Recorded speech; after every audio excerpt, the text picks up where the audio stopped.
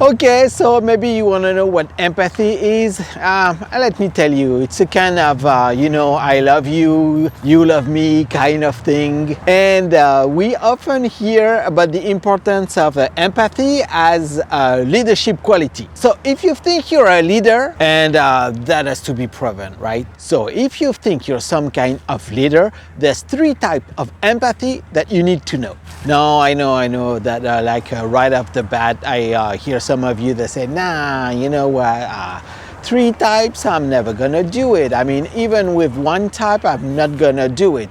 So 3 types, where do you think I'm gonna go? Hold on. I'm sure you're gonna learn a lot of things watching this video. So where was I? Oh yeah, I remember now. 3 types of empathy. Oh, okay, so the first one is the cognitive empathy. That's the ability to recognize the emotion or how someone else feels. The second one is the emotional or affective empathy. That's the ability to feeling the same as someone else feels. Like, for example, when you have an affective empathy, you share the emotion or you feel somebody else's pain.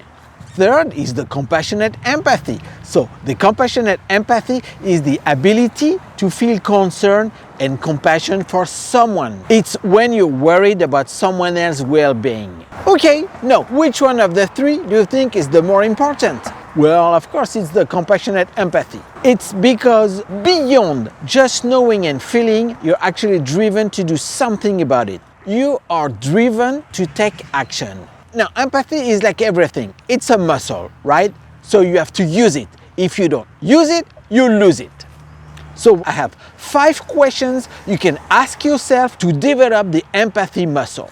Are you ready? So the first one is, what is going on for this person right now? What might they be feeling? What might they be feeling? The second question is, what might they be feeling?